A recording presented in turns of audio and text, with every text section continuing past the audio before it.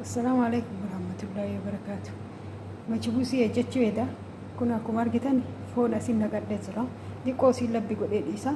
Maaliifuu suugoo gara biraatiif hojjechuu barbaada waan ta'eef jechuudha. Fakkeenyaaf kana keessatti loomii fi shunkurtii cicciradhee jira. Xiqquma si ho'isuudhaaf jechuudha. Maali akka bishaan isaallee keessa na jalaan banne akka xiqqoo afurii keessaa ba'u jechuudha. Ni amma suugoo wajjannee walitti dhufna asumaan gara hojii kiyyaatitti haga dhumaatitti akkana hordoftan isinirraa hamdee qabaa jechuudha. Amma kana asumaan haala binaa jedhu xiqqoo masii hanaa oo'uu barbaada waan ta'eef isee guddaa keessaa baasuun barbaadu. Kanaaf warri beektanillee warri beeknillee asumaan walirraa barannuu isiniin jedha. Akkasii viidiyoo waraabeen beekuu dhiifama garuu. Assalamu alaikum warahmatullahi. Argitanii shunkurtiin kiyya labbinaa jedhee jira waan ta'eef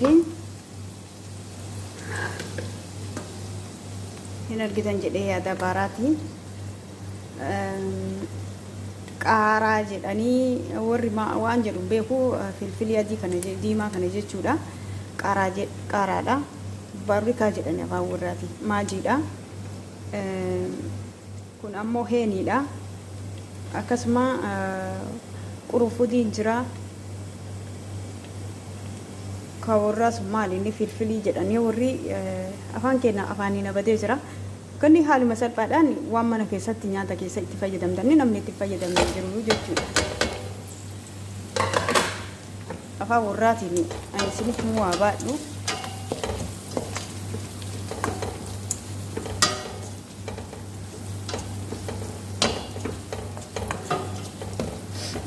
Baay'ee urgaa jechuudha. Baay'ee tokkotis nama jedha. Asumaan na hordofaa isiniin jedha obboleeyyan kiyya. Baay'ee bareedaadha. Hin urgaadde jechuudha.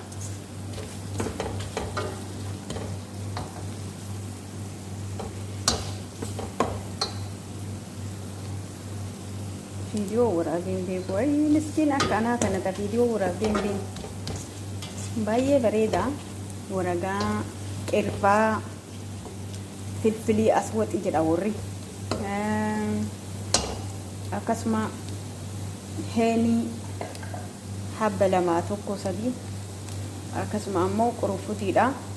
Bismaara jetti jarri. Akkana inni ta'e jechuudha. Suugoon keenya baay'ee bareedaadha. Akkana inni ta'e jechuudha. Kun ammoo ganjibilaa fi qullubbii walumatti tumeera jechuudha.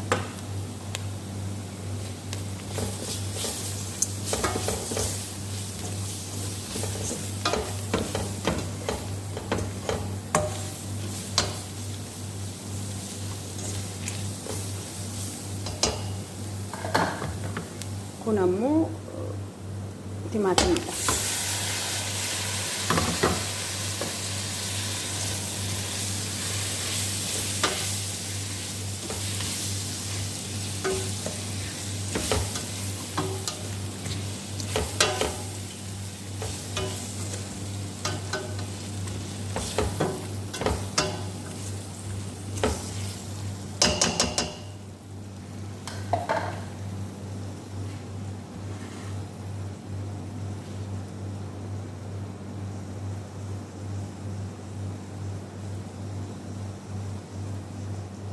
Baay'ee bareedaadha. Akkuma argitan kana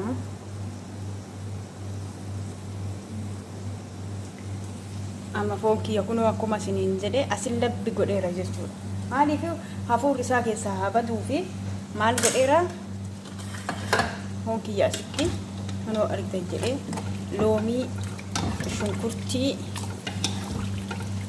itti godheera as keessa godheera jechuudha. Maaliif argitan jedhee haala shunkurtii argitan jedhee yaada.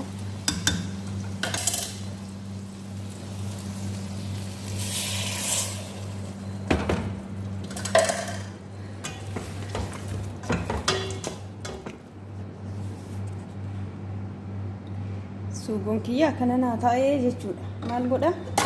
Itti qadaaddaa jechuudha. Akkuma argitan foon kiyya isa jira. nuti baay'ee bareeda jechuudha. Baay'ee bareeda. Sirriitti qulqullaa'illee sirriitti miicamillee baay'ee bareedaa jechuudha. Amma foon kiyya waa baay'ee bareede. Amma bishaan itti naqadha. Bishaan itti naqadhee jira. Kanaafi bishaan itti naqadhee jira. Soogiddeetti godhadha. Xuburee jira waan ta'eef soogiddeetti godhadha jechuudha. Warri Arabiin irraa udufa hameetii afaan warraa kanatu na dhiba malee afaan Arabii kanaanii hojjedha ture.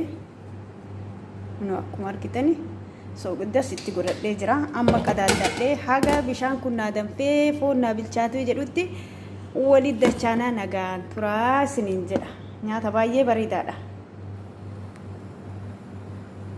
Argitanii kunoo foon qaraatitti ruuzii bilcheeffadhee ruuzii bishaan keessa tursiifadhee itti naqadheera. Maaliifuu fiidiyoo ofii waraabara waan ta'eef waan tokko isin gaafatu foon akka dura bilchaate argattanii erga bilcheeffadhee ta'ee ammoo kunoo ruuzii itti naqadhee jira. Innaa kanaafi fiidiyoo ofillee haarawaa waraabee haa taatu mee amma akkanumatti bilcheeffanneetiin walitti dachaanaa isiniin jechuu barbaadeeti. Bilcheeffannee walitti dachaanaa qadaadadhee jira jechuudha. Fakkeenyaaf akkuma argitan ana argitan jedhee yaada sirriitti gixxim godhee qadaadadhee saxim godhee qadaadadhee gastiriidhaan jira. Booda walitti dachaanaa isa bilcheeffannee warahmatullahi wabarakaatu. Akkuma argitan bilcheeffannee jira. Kunoo isaanii qopheeffadhee jira.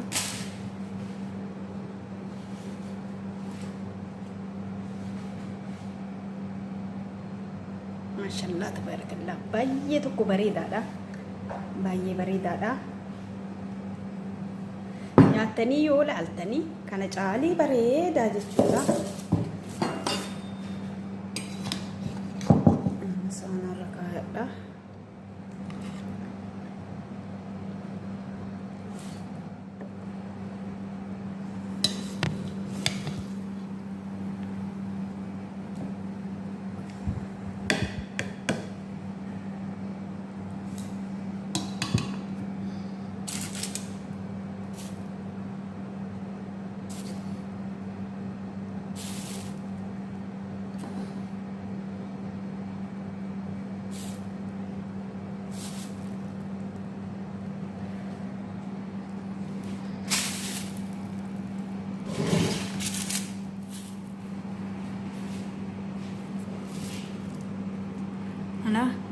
Akkuma argitan maashaallah tabarakallah baay'ee tokko bareedaadha.